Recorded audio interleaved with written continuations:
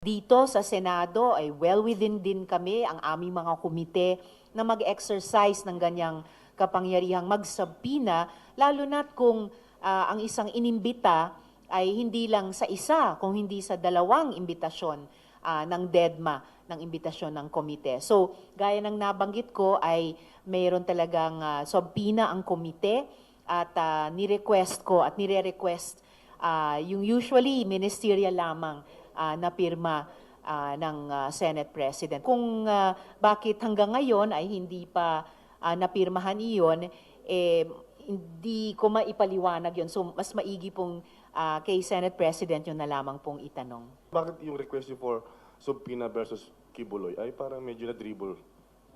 Dahil ayaw ko rin at hindi rin ako nangingintriga, kaya sabi ko kanina, mas maiging itanong nyo kay SP para kanilang maipaliwanag. Pero nag-follow up ka na, ma'am, kay SP. Opo, nag-follow up po Anong ako. sagot po ng Office ni Senate President Subiri? Na kung may magtanong pa sa kanila, maipaliliwanag nila or ipaliliwanag nila. Kaya't maiging sa kanya nyo itanong. Ano lang po ka-importante sana na makakuha kayo ng subpoena signed by the Senate President himself? Oh, it's very important.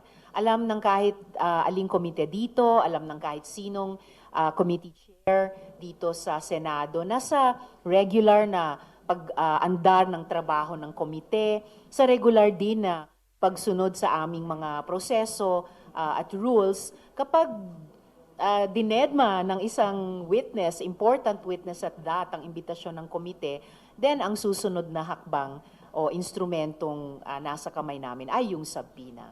Mahaba po ang pasensya ko. So kahit naiinip ako, iintayin ko po yan. At habang naghihintay sa subpoena, itutuloy ang pagdinig ng komite.